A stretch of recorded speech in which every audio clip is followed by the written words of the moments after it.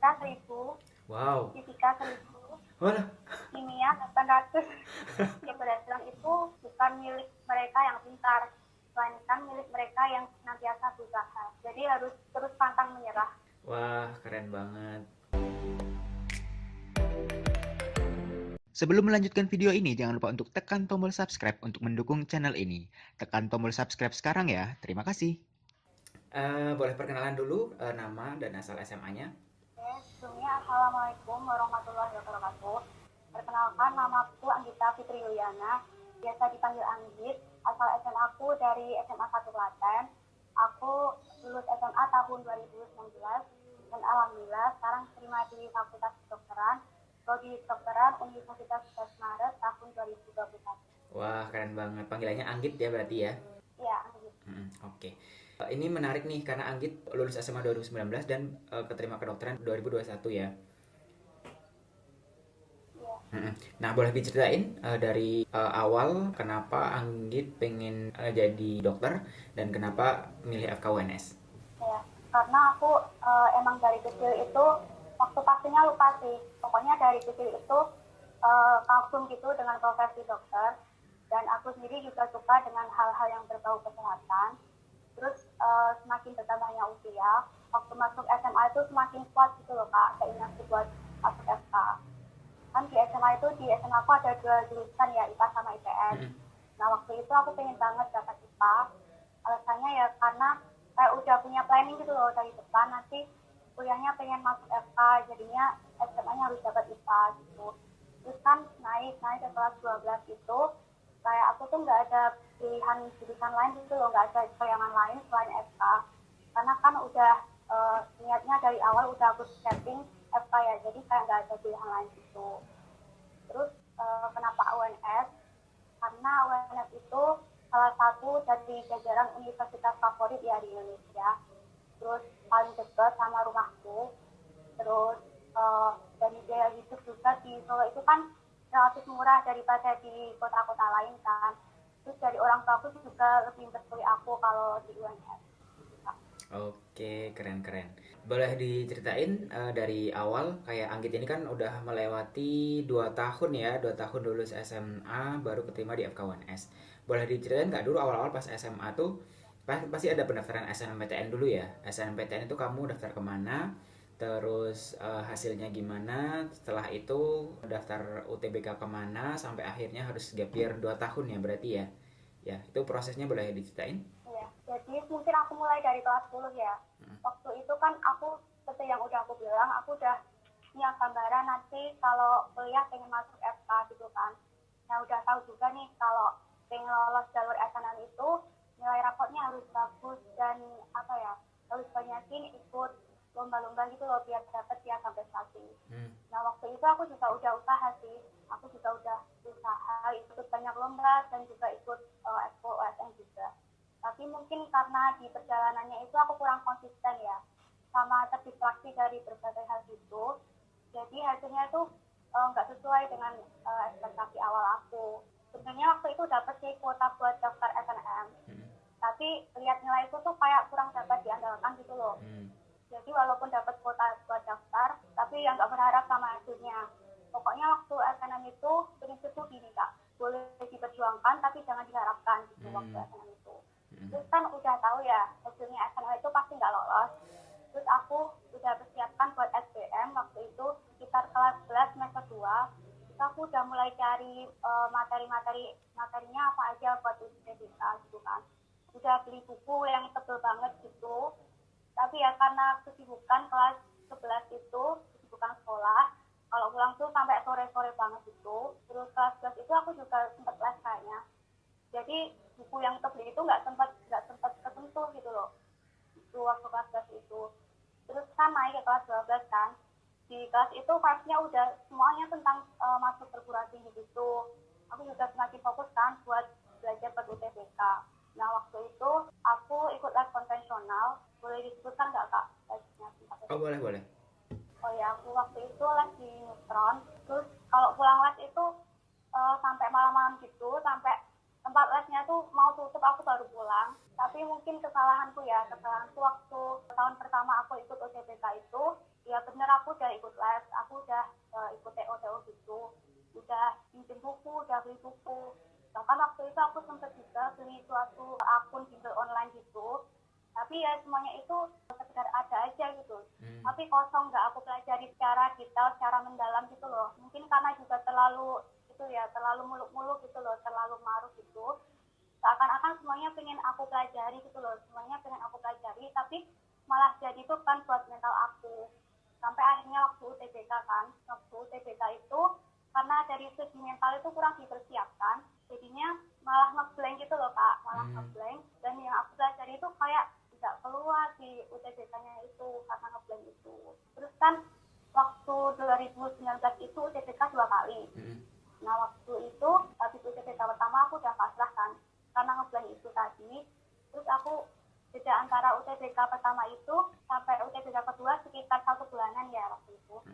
Aku belajar dari tipe-tipe soal UTBK yang pertama, tapi belajarnya kayak kurang intens gitu loh Kak. Jadi yang UTBK kedua itu nilainya naik, bener naik sih, tapi cuma naik 6 angka aja. Nah terus kan pengumuman kan nilai UTBK keluar, terus buat daftar SBM waktu itu. Terus kan lihat nilai itu kurang dapat diandalkan gitu ya. Sebenarnya niat awalnya mau daftar FK UGM sama FK UNS, tapi pindah haluan jadi FK Unair sama FK UB waktu itu tahun pertama. Nah waktu itu terus ternyata nggak lolos kan, aku terus ikut ujian mandiri. Waktu itu ikut ujian mandiri UGM sama UNS dan ternyata kan nggak lolos juga. Terus waktu itu sempat hopeless juga sih, tapi orang tuaku tuh mau bilang tuh bingung caranya gimana sama keluarga, sama orang tua gitu bingung caranya. Terus aku memutuskan diri buat gap year dulu kan, dan ternyata orang tuaku dari semua keluarga aku juga membolehkan aku buat gap year gitu. Terus tahun kedua itu udah ngerasa kayak sendiri gitu loh, udah berjuang sendiri kayak alone gitu. Semua temanku udah pada kuliah kan, lihat mereka pasang telepon gitu, sebenarnya iri sih itu, tapi ya mau gimana lagi kan, udah keputusan yang aku buat, mau gimana lagi. Dari keluarga aku juga nggak nyalahin aku, mereka malah mendukung aku, jadi support system gitu. Ya udah aku jalani aja waktu itu. Terus di UTBK yang kedua itu sumber belajarku kurang lebih sama sih kayak di UTBK pertama, tapi di UTBK kedua itu aku nggak les. Yang tahun kedua ketiga itu aku nggak les, aku cuma pakai Zenius, pakai buku-buku yang aku pakai dari tahun pertama itu, sama dari YouTube waktu itu belajar terus. Oh ya, di pertengahan aku belajar itu ternyata panitia LTMPT mengumumkan kalau UTBK yang tadinya TKA dan TPS kan diubah jadi TPS aja ya. Itu aku seneng karena beban belajarnya kan jadi lebih ringan. Cuma yang dasar-dasar aja gitu kan. Tapi sedihnya itu berarti tingkat persaingannya jadi semakin ketat karena kan soalnya relatif mudah gitu. Nah terus ya udah itu jalani aja waktu itu. Terus dikalah waktu UTBK waktu itu. Menurutku kesalahanku waktu tahun kedua itu karena dari segi mental lagi ya, karena aku gini loh Kak, terlalu menyepelekan. Cuma TPS aja, ini gampang nanti gitu kan. Terus sama dari manajemen waktu ketika mengerjakan, dua itu sih. Nah terus pengumuman UTBK ternyata nggak lolos. Itu sedih banget sih, karena kayak aku udah berjuang gitu, tapi hasilnya kok gini, nggak lolos lagi gitu loh. Ya udah waktu itu aku banyak refleks ke diri aku sendiri sih, kayak aku bilang sama diri aku sendiri, ya udahlah nggak apa-apa, kalau emang bukan rezekinya mau dikejar kemanapun ya nggak akan dapet gitu kan. Tapi kalau udah rezekinya tuh mau kita kemanapun nanti bakal dapet sendiri. Kayak rezeki itu udah ada yang ngatur gitu loh Kak, udah ada yang ngatur, udah ada kaplingan, udah ada petaknya sendiri-sendiri setiap orang dari Allah gitu. Jadi waktu itu aku jadi lebih tenang dan memberanikan diri buat ikut ujian mandiri. Di tahun kedua itu aku ikut ujian mandirinya lumayan banyak sih, waktu itu sekitar 5 kayaknya. Tapi yang nyantol tuh cuma 2, di farmasi UNES Jember sama di keperawatan UB. Kayak seneng sih sebenarnya, setelah sekian lama akhirnya ada yang nerima gitu kan.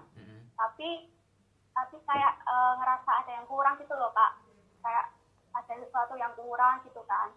Sebenarnya waktu itu udah mau sama orang tuaku itu diarahkan gimana kalau gap year 1 kali aja gitu. Toh yang terima itu aku dapat UKT sama uang pangkalnya lumayan tinggi gitu loh Kak. Sama kan tujuan awalku sebenarnya bukan itu, dari pertimbangan sama orang tua juga, aku memutuskan buat gap year lagi, kesempatan terakhir itu. Di tahun ketiga itu yang farmasi UNED sama keperawatan UB itu aku lepas. Terus di tahun ketiga itu kayak dari segi mental tuh naik gitu loh Kak. Dari segi mental tuh aku jadi semakin pas gitu loh, semakin sabar dan kayak tenang gitu loh Kak rasanya. Pokoknya waktu tahun ketiga ini aku bilang sama diri aku sendiri, I will do my best and let's go to the rest. Pokoknya aku lakuin apa aja yang terbaik yang bisa aku lakuin. Masalah hasil, masalah apa aja itu ya itu di luar kendaliku gitu loh. Itu ranahnya Allah, bukan urusanku gitu loh. Dari itu aku jadi kayak lebih tenang gitu loh Kak. Jadi lebih tenang, dan waktu itu sumber belajarnya waktu tahun ketiga itu kurang lebih sama sih kayak sebelumnya. Dari Zenius, aku nggak les konvensional. Cuma dari Zenius itu buku-buku yang aku pakai di tahun-tahun sebelumnya itu, sama dari YouTube. Oh ya, sama aku juga di tahun ketiga itu ada tambahan, aku beli rangkuman materi dari Educlass System tuh. Terus aku dari awal juga udah buat planning gitu loh, buat planning apa aja yang mau aku pelajari, terus sumber belajarnya apa aja aku list gitu. Jam belajarnya dalam 1 hari itu biasanya aku mulai dari habis subuh. Ini di tahun ketiga ya, tahun ketiga itu aku habis subuh udah mulai belajar yang dasar-dasar gitu, belajar misalnya kayak bahasa Inggris itu nambah vocab, belajar ngerjain soal-soal gitu. Terus bahasa Indonesia itu aku tambah puisi, pokoknya belajar puisi gitu, sama belajar latihan soal juga. Terus matematika itu masalah kayak rumus-rumus yang simpel-simpel gitu, sama ya itu doang sih. Habis subuh sampai jam 7 pagi itu aku stop buat kegiatan pagi. Terus habis itu sekitar jam 8 pagi itu aku mulai lagi sampai jam 12 itu udah mulai belajar kayak yang berat-berat gitu loh Kak. Terus itu jam 12 itu aku stop kan buat isoma, sampai jam 2 itu baru aku stop lagi. Jam 12 sampai jam 2 maksudnya aku belajar, terus jam 2 aku stop lagi. Terus jam 2 itu aku mulai sampai jam 5, itu bertahan sampai jam 5, tapi itu ada jedanya buat sholat asar. Nah terus dari jam 5 itu aku stop sampai isoma malam selesai. Terus sekitar jam 8 malam sampai jam 10 itu aku belajar lagi, dan istirahatnya baru jam 10 malam gitu. Itu tiap hari kayak gitu? Iya, itu setiap hari kayak gitu. Tapi intensnya itu mendekati UTBK itu kayak lebih intens gitu. Awal-awalnya juga masih bolong-bolong gitu, tapi mendekati UTBK itu lebih intens kayak gitu setiap hari.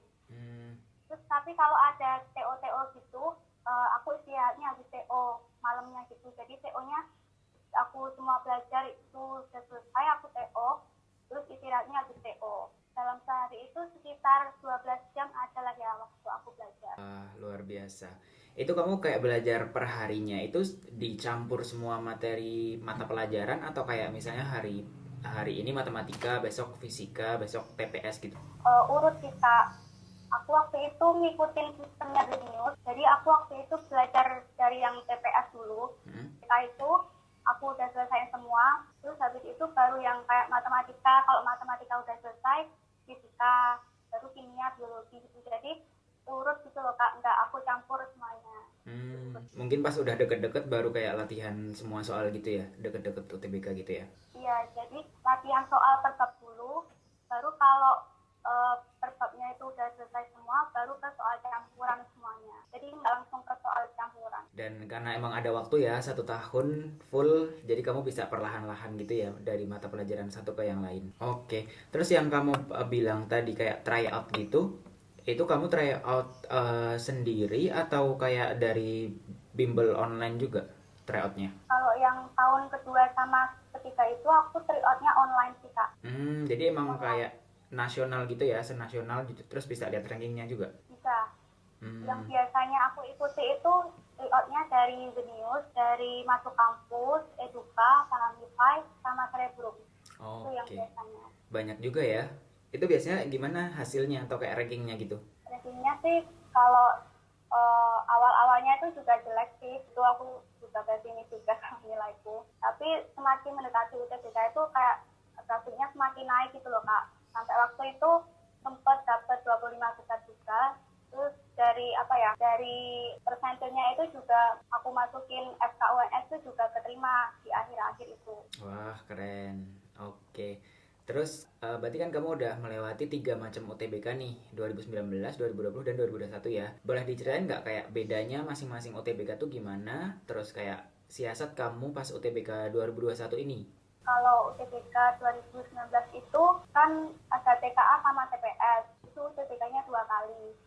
Kalau dari kesulitan soal menurutku karena aku kurang persiapan dari segi belajarnya sama mentalnya, jadi menurut aku susah gitu loh. Menurut aku susah. Kalau 2020 itu karena pandemi jadi TPS aja. Sebenarnya itu gampang sih, soalnya relatif gampang, tapi karena aku masalah manajemen waktu kurang dipersiapkan juga, jadinya walaupun bisa tapi dari segi waktunya kurang, jadi ya dari skornya nggak sesuai yang diharapkan gitu. Terus kalau 2021 itu ada TKA sama TPS dan UTBK-nya sekali, itu karena aku kayak udah siap gitu, jadi menurut aku soalnya relatif mudah sih kak. Tapi nggak tahu sih kalau yang hari-hari berikutnya, karena kan tahun 2021 itu aku dapat tanggal yang awal itu loh, tanggal perdana, tanggal 12 April itu kan pertama kali UTBK, sama aku dapat sesi pagi juga. Itu soalnya tuh kayak menurut aku mudah gitu loh, tapi nggak tahu, kayaknya ada rumor juga kalau semakin dari UTBK-nya ke belakang itu semakin susah gitu loh. Tapi nggak tahu juga sih, tapi menurut pendapatku 2021 tuh lebih mudah dibandingkan 2019 juga lebih mudah ya? iya. Oke. Terus kamu kalau misalnya selama gap year nih, kan tadi sempat bilang ya pas tahun pertama kayak ngerasa sendiri, teman-temannya udah pasang tuibon gitu. Nah pas tahun ketiga ini, kamu kayak ada support sistemnya gitu nggak sih? Misalnya kamu ada WhatsApp grup sama teman-teman atau kayak support apa aja yang kamu dapetin selama kamu gap year gitu? Tahun ketiga itu kayak aku lebih refleks ke diri aku sendiri sih kak, karena kalau teman-teman udah pada kuliah semua, udah pada beda urusannya gitu loh, udah beda jalannya. Jadi waktu itu aku lebih refleks di diri aku sendiri, pokoknya aku lakuin semuanya itu yang terbaik dari diri aku, yang jadi urusanku, yang jadi tugasku. Masalah lainnya tuh ya di luar kendaliku gitu loh, di luar anakku, itu urusan Allah pokoknya gitu. Terus dari keluarga itu juga mendukung, juga dari keluarga itu sih support systemku, jadi aku bisa bertahan sampai akhirnya lolos. Berarti lebih dari diri sendiri sama support dari keluarga ya? Ya. Kamu kayak sempat ini nggak nemuin soal-soal sulit gitu pas selama belajar, atau kayak karena kamu belajarnya udah perlahan-lahan, udah dari awal sampai akhir kayak lebih jarang nemuin kesulitan? Mungkin karena aku tuh belajarnya dari berbagai sumber ya, jadi kayak udah tahu gitu loh, udah tahu tipe-tipe soalnya tuh yang bakal keluar yang mana aja gitu. Aku belajarnya kan nggak semuanya aku pelajari, aku belajarnya itu fokus.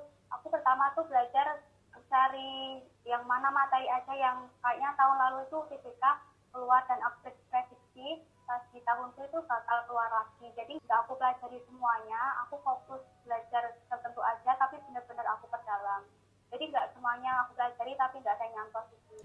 Jadi lebih kayak reflektif dan hati-hati dan kayak belajar dari pengalaman tahun sebelumnya gitu ya? Iya.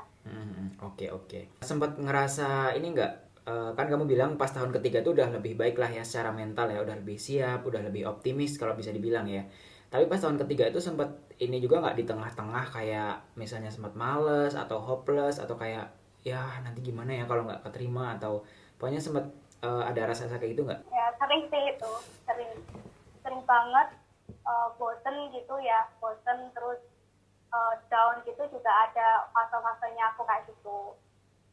Tapi aku buat menyemangati, aku sering sih buat quote-quote gitu, quote-quote buat menyemangati diri aku. Terus dari buat quote itu kayak nemuin suatu bisa dibilang prinsip hidup gitu ya, kayak nggak apa-apa dengan semua cobaan, semua masalah yang ada tuh nggak apa-apa ya, aku hanya sedang hidup, jadi nggak apa-apa, terus jalani aja. Dan ya itu tadi sih, pokoknya aku ngelakuin yang terbaik, masalah hasilnya itu ya urusan Allah gitu. Oke, oke. Ada nggak satu quotes yang paling kamu favoritin selama menemani kamu gap year?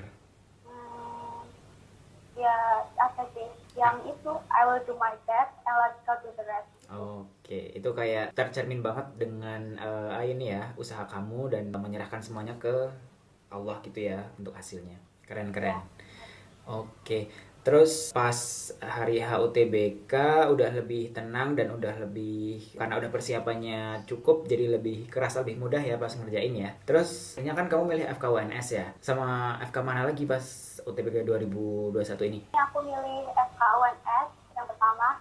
Kalau pilihan kedua itu keperawatan UGM Hmm, sebagai benchmark gitu loh. Kalau emang rezeki aku bukan di FK, jadi aku taruh keperawatan UGM. Terus dari arahan orang tua juga, kan ini juga tahun ketiga. Nanti kalau misalnya nggak lolos kan, ya bingung mau apa gitu. Jadi aku pilih yang aman aja. Aku cari yang peluang lolosnya kayak tinggi dan aku pastiin bisa gitu loh kemampuanku bisa masuk ke situ. Jadi aku pilih keperawatan UGM.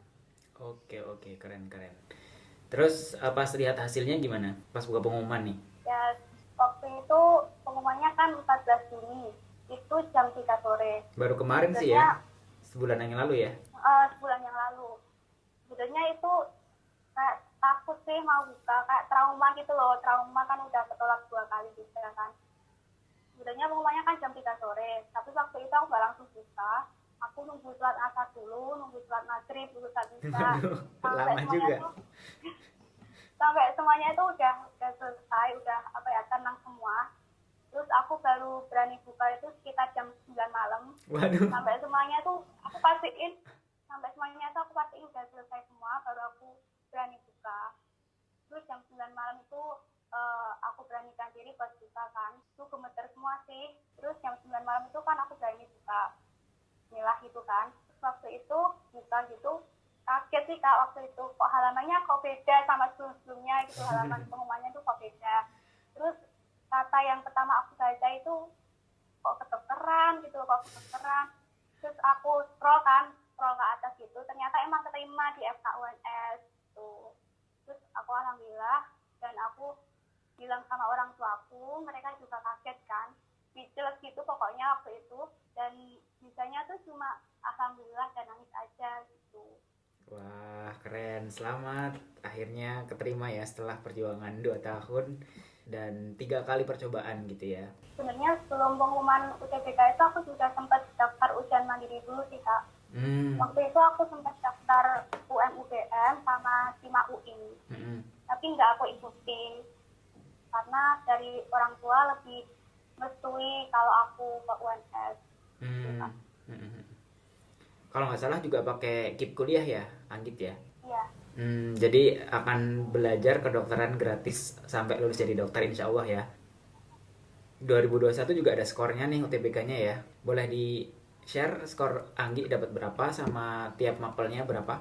kalau UTBK-nya ini per subjeknya ya kak. Boleh. Ini aku baca ya, kalau kemampuan penalaran umum itu 744,67, kemampuan memahami bacaan dan menulis 699,47, terus pengetahuan dan pemahaman umum 694,65, pengetahuan kuantitatif 736,29, matematika 1000, Wow. fisika 1000, Walah. kimia 800, kimia 829,92, Hmm. sama biologi 633,77. Wah. Jadi kalau di rata-rata itu 792,3. Wah, keren banget. Kemarin berapa yang UGM aku lupa. Kamu tahu nggak skor teman-temanmu yang lain gitu kayak yang masuk FKUNS? Topan nggak tahu sih kak. Tapi tahunnya itu 700-an, 700-an tapi di bawahku itu keterima. Kalau 600-an itu nggak keterima. Tahu Hmm. 600 nggak? Jadi 700 ke atas ya UNS ya, FKUNS ya. Wah, keren banget. Alhamdulillah ya setelah perjuangan bertahun-tahun akhirnya terbayarkan ya. Alhamdulillah. Terakhir, pesan apa yang ingin kamu sampaikan kepada adik-adik yang ingin berjuang untuk masuk ke PTN, terutama masuk ke FKUNS? Terutama lagi untuk anak-anak yang gap year mungkin ya, gap year entah 1 tahun atau 2 tahun gitu. Buat kalian yang sedang berjuang menggapai cita-cita, khususnya dapat PTN FK1S, tetap semangat. Kalau misalnya kalian merasa gagal, nggak apa-apa, it's okay, everything will pass, semuanya akan berlalu. Yang penting kalian lakuin aja yang terbaik dari diri kalian. Masalah yang lainnya yang bukan bagian kalian, itu bukan urusan kalian, itu udah kendali Allah. Pokoknya kalian lakuin yang terbaik dari diri kalian sendiri, dan usaha dan doa itu harus seimbang keduanya. Dan ada satu quote nih Kak dari almarhum Pak Habibie, keberhasilan itu bukan milik mereka yang pintar, melainkan milik mereka yang senantiasa berusaha. Jadi harus terus pantang menyerah. Wah, keren banget. Luar biasa. Oke, terima kasih banyak Anggit atas waktunya ya. Semoga nanti bisa bermanfaat ya buat Anggit dan juga teman-teman yang menonton ini. Terus semoga Anggit di FK1S semoga dilancarkan kuliahnya dan bisa nanti akhirnya menjadi dokter yang amanah sesuai yang Anggi impi-impikan gitu ya. Dan semoga senantiasa diberi kebaikan dan kemudahan nantinya. Ya. Itu Kak.